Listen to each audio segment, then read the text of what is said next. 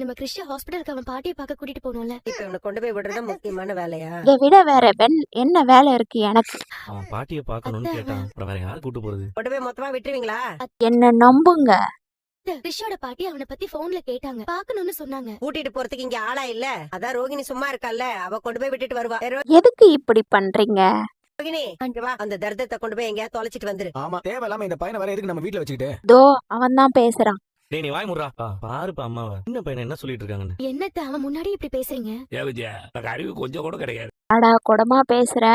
சின்ன பையனை பத்தி என்ன பேசுற? ஆமா, அவன் வந்ததுக்கு அப்புறம் தான் இந்த வீட்டுல எல்லா கெட்டதும் நடக்குது. இந்த வீட்டுக்கு எவனோ வந்து மிரட்டிட்டு போறான். பயந்துட்டாலும் அதுக்கு அவன் தான் காரணமா? நான் இப்ப என்னங்க தப்பா சொல்லிட்டேன்? நாளைக்கு இவனுக்கு ஏதாவது ஒண்ணுன்னா நம்ம மேலதானே பழி வந்து விழும். அப்புறம் வீடேறி வந்து நம்மளெல்லாம் மிரட்டுவானுங்க. யாருமா நீ இப்படி பேச? ரோகிணி, இவன் பாட்டி எங்கேயோ சாக கிடக்குறாளாமே, அங்கேயே கொண்டு போய் இவனை தள்ளி விட்டுட்டு வந்துரு. தாத்தா, அப்ப பாட்டி சாமி கிட்ட போயிடுவாங்க. என்னது சாமி கிட்டியா?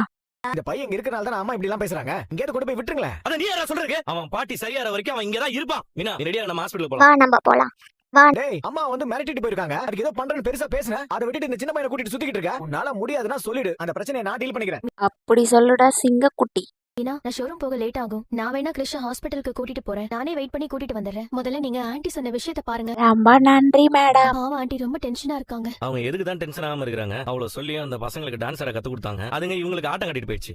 நான் ஆட்டோ ஆடினீங்க. ஆமாண்டா, என்னாலதான் எல்லா பிரச்சனையும் போதுமா? ஐயோ, எல்லாம் என் விதி. அதுங்க ரெண்டு நாட்டிய கலையில பேரும் புகழும் வாங்கணும்னு நினைச்சேன்.